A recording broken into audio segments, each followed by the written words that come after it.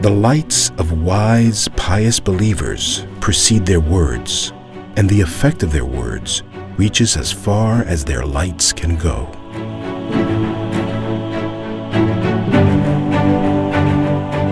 When I turned 18, my father asked me, "What is this thing you call service?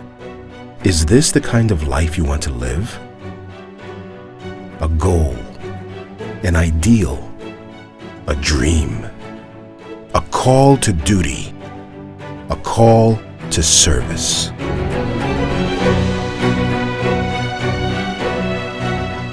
Who is not spurred on by these hopes?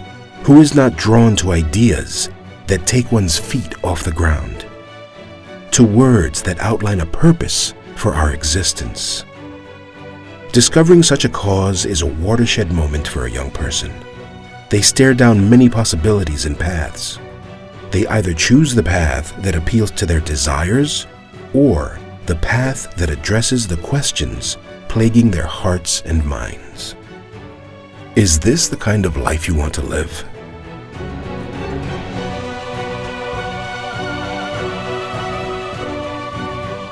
Since the 1960s, this is a question thousands of young men and women in Turkey have faced. This is the story about a young man who made a choice that day.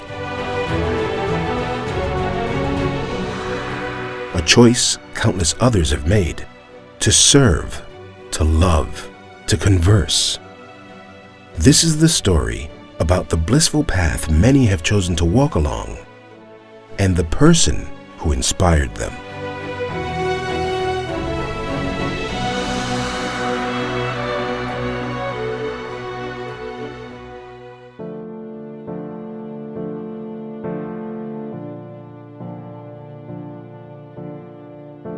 The world rose from the ashes of a bloody war, only to fall into another, deadlier conflict. It was a time of conquering the planet. Nations did not just seek political and military advantages over one another. They sought dominance over nature itself. It was a tragic scene from history's recurring film. Warriors and emperors who once fought with swords and breastplates now went to war clad in the steel armor of giant tanks. They rode under the banner of different ideologies, but they served the same insatiable passion for power and greed, those desperate human weaknesses. They were driven by delusion, to prove human supremacy and power, to prove that we did not need a creator.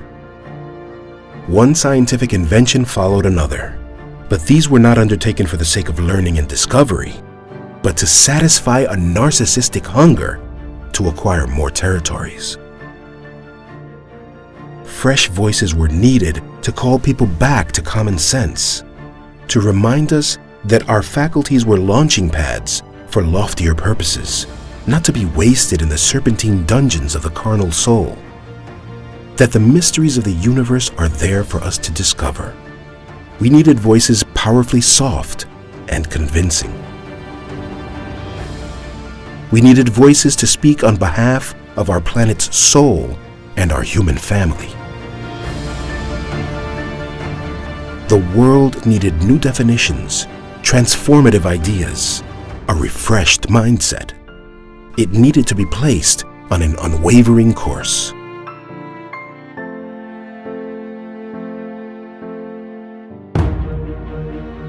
What is this thing you call service?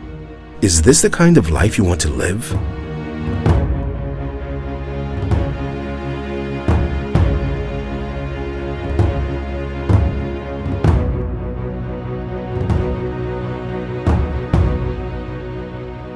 Home to the earliest civilizations, crossroads of great cultures, and a bridge where both halves of the world fuse together. From the remains of a once great empire rose a young republic, yet it faced a dilemma, whether to rise from the roots of its millennium-old past or to start anew on a blank canvas and obliterate that past completely.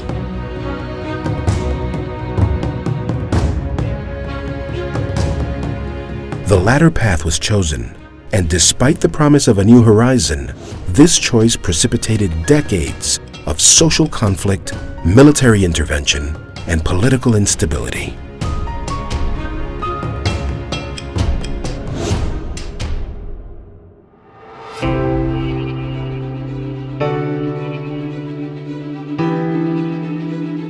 Born into this traumatic and tumultuous country, Fethullah Gulen was raised by very pious and scholarly parents on the high plains of Erzurum in eastern Turkey. Erzurum is historically known for its devout local community and spectacular scholarship in religious studies, which enabled Gulen to learn from many respected teachers of the time. But Gulen was not content to only learn from local scholars. He read extensively and benefited just as much from leading global thinkers and historical philosophers as he did from the giants of Islamic thought. His oratory talent and extensive knowledge were noticed early in his youth.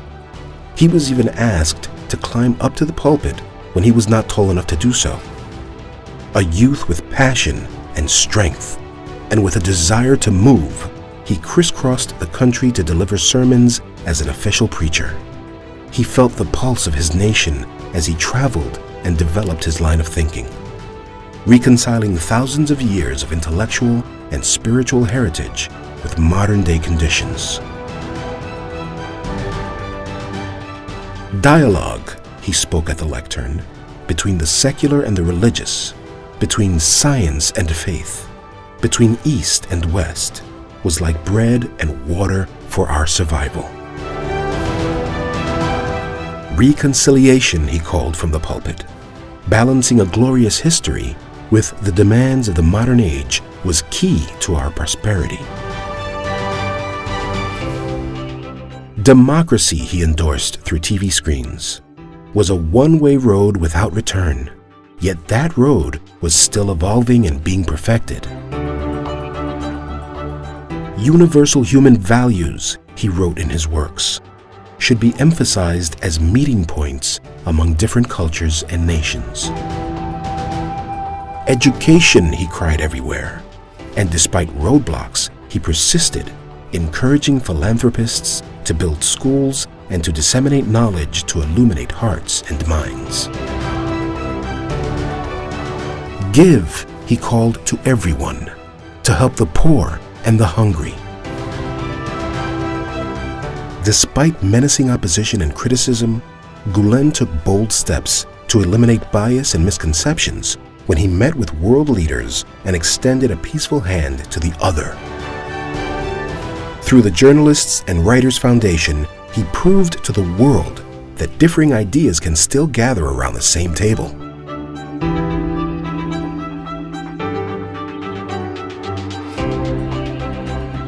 Similarly, in response to his call, schools have opened in over 140 countries worldwide. Students in these schools from different ethnicities, religions, and cultures have proved it's possible to unite in one classroom. Countless peace islands that formed around his ideas have served nations from the Pacific Rim to the Americas, from Siberia to Africa, protecting and harboring life in all its colors and diversity, spreading the exuberance of learning, dialogue, and love.